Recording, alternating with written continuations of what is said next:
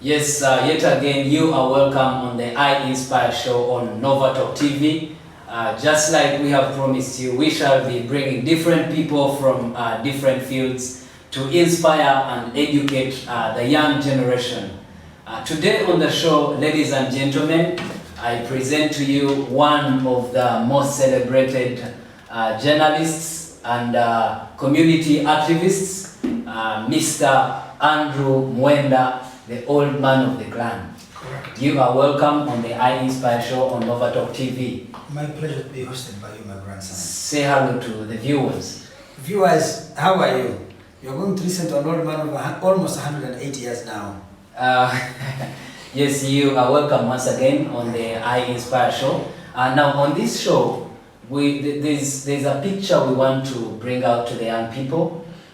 So many young people out there look at the old man of the clan everywhere on the media, driving those expensive cars and living that kind of life, and we actually think that it was very easy for you to get there. So Andrew Mwenda, what has your journey been like?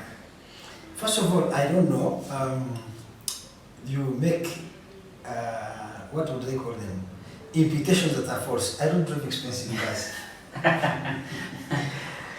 And even if I drive expensive cars, I don't know what that means. But what this I can say, that there must be people maybe who have achieved so much by doing so little. Because remember that in the success of anybody, there is always an element of luck. Some people are born in wealth. Just imagine Bill Gates' children, or the children of Jeff Bezos, the richest man in the world. The man is worth 189 billion. What do his kids need to do really? If you look at the latest stats, they tell you that about 90% of total wealth in America is inherited. So that is the first thing. But the most important thing I think which you want to communicate to your viewers is that success, you don't achieve it by sitting at home and speculating and imagining I'm successful. Yes. I think it requires a combination of many things: hard work, social networking, a passionate commitment to something. If you pursue something that you like, really, that you enjoy. And finally, I think you need a lot of luck also. Luck plays a role. So I'll give you an example of what I think is the most important form of capital, which is social capital. Social capital refers to the network of friends, relatives, allies that you can reach to and make business. Why do I say social capital is a very important form of capital? There are different forms of capital. One form of capital, for example, is money, which we all know as capital. Everyone in Uganda thinks capital is only money. So if I have money, I can begin a business. But you may not have money, you may have skills, which we would call human capital. You may have skills of a dentist, of an engineer, a journalist, a lawyer. Without any money, you can employ those skills to earn a lot of money. That's another form of capital. The third form of capital is cultural capital. Assuming you and Mohozi, the son of the president, President Museveni, went to get a business, who do you think is related? It's him. Exactly. So there is a capital he's born with because of who his father is that gives mileage over him. Just like the old man I hear is from the royals of I am the king of Toro. So there is another form of capital, which I would call. I have seen a lady write a book called Erotic Capital. I think she's called something like Catherine Hakim. And the people who are beautiful naturally, women or men, and therefore they're sexually desirable. She says that 80% of women millionaires in the UK inherited wealth from their husbands or boyfriends, whatever it is. So you clearly see that many women with good looks can inherit fortunes, become very successful even without having to work hard. That's erotic capital? Erotic capital.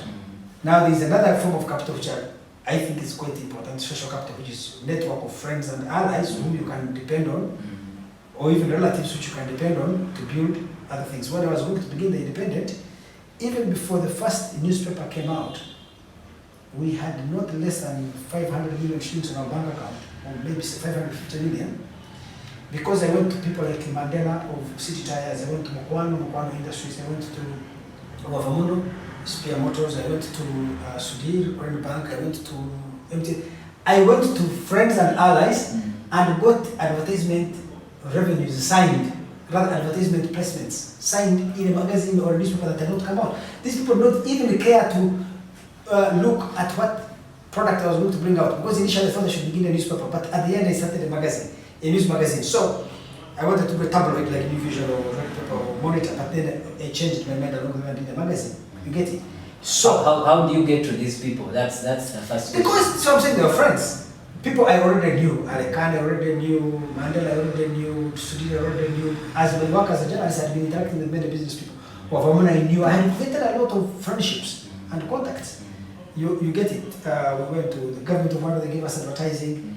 You get it. And so many institutions of state. You see, Andrew, having you as a friend and extracting money from you for my personal project is different.